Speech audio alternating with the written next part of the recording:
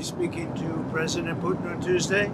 A high-stakes phone call between U.S. President Donald Trump and Russian President Vladimir Putin is set for the two leaders to discuss ending the 3-year war in Ukraine. Trump, who is trying to win Putin's support for a 30-day ceasefire proposal that Ukraine accepted last week, expressed optimism on Air Force One during a Sunday night flight back to Washington. We want to see if we can bring that war to an end. Maybe we can, maybe we can't, but I think we have a very good chance. Trump also told reporters that territorial concessions by Ukraine and control of nuclear power plants were expected to be key talking points with Putin. Well, I think we'll be talking about land. It's a lot of land. It's a lot different than it was before the wars, And we'll be talking about land. We'll be talking about power plants. Because that's that's a big question. But I think we have a lot of it already discussed very much by both sides. You'll ask him. Ukraine and Russia. Trump didn't mention specific power plants, but he was most likely referring to Europe's largest, the Russian-occupied Zaporizhzhia facility in Ukraine. Both Russia and Ukraine have accused each other of risking an accident at the plant. On Monday, the Kremlin confirmed that Putin would talk to Trump by phone on Tuesday. When asked about Trump saying that land and power plants would be discussed, the Kremlin said it did not think it was appropriate to comment on upcoming talks between the two leaders.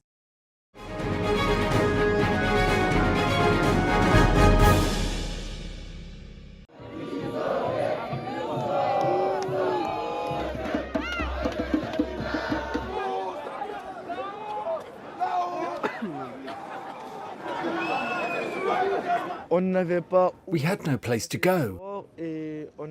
We were sleeping outside and we needed a roof so that we didn't have to spend the night outdoors.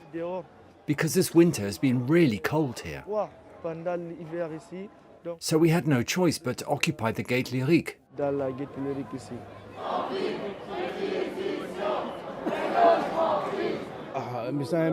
I am not feeling well.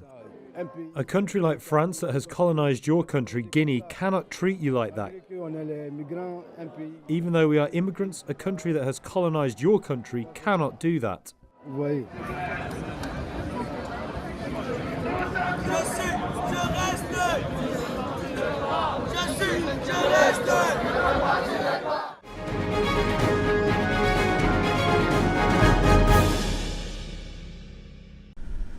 American attack submarine USS Minnesota was undertaking drills off Australia's west coast, ahead of a growing presence in these waters. That's under the AUKUS agreement to transfer nuclear submarine capability to Australia. Opening tube 2, stay clear. Australian officials said that by the middle of the year, up to 80 US Navy personnel will arrive at the country's HMAS Sterling base. And in 2 years, with 4 Virginia-class submarines like USS Minnesota there, those personnel numbers will swell to hundreds. The submarine's commanding officer, Jeffrey Cornell. This is the most advanced warship in the world. What they gain is the capability to operate a nuclear-powered, conventionally armed warship.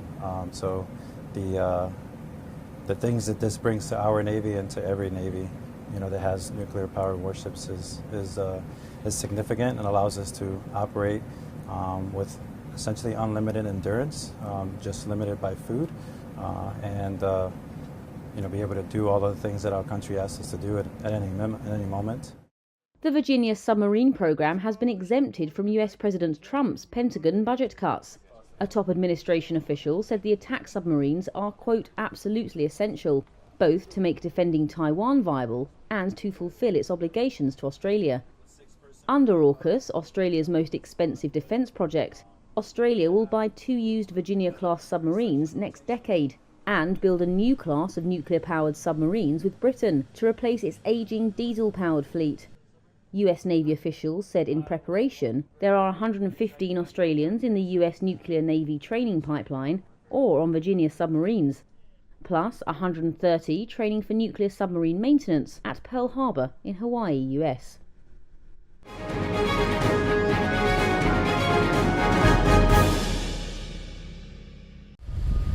Canadian Prime Minister Mark Carney met with the leaders of Britain and France on Monday during his first overseas visit. His decision to visit Paris and London instead of Washington, as is usual for Canadian leaders, comes after U.S. President Donald Trump escalated trade tensions with both Canada and Europe and floated threats of annexing Canada. It's more important than ever for Canada to reinforce its ties with our reliable allies.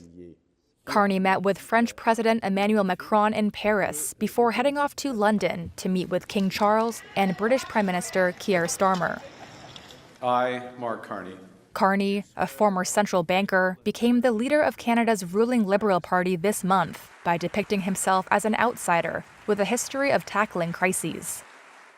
He argued he was best placed to oversee trade negotiations with Trump, who has threatened additional crippling tariffs on Canada and frequently muses about making the country the 51st U.S. state. In London, Carney made clear those comments were not welcome. We've called out those comments.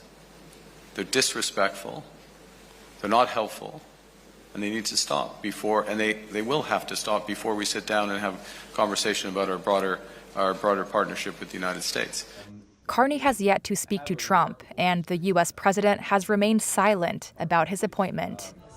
Canada has retaliated with tariffs against tens of billions of dollars worth of U.S. imports, but Carney said there are limits to what the country can do. Full stop. There is a limit to matching these tariffs dollar for dollar, given the fact that our economy is a tenth the size of the United States. Carney's visit was met with support by French and British leaders, who also discussed ending the war between Russia and Ukraine.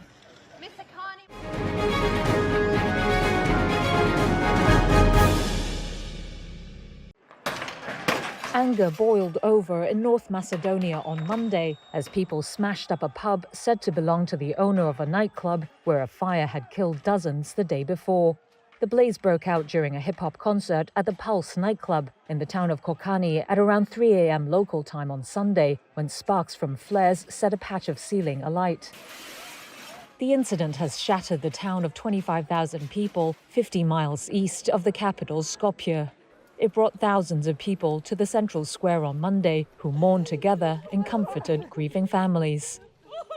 The crowds also demanded justice for those killed and an end to the corruption that they say was behind the country's worst disaster in years. Prime Minister Hristijan Mickoski called the deadly blaze a mass murder. He told reporters there would be no mercy for all those responsible. Aerial footage of workers digging a line of fresh graves in the town cemetery highlighted the tragic outcome of the incident. Officials said the nightclub's license was illegally obtained and that the venue lacked fire extinguishers and emergency exits. More than 150 people were injured. Authorities said they have arrested about 20 people in connection with the fire, including government officials and the nightclub's manager.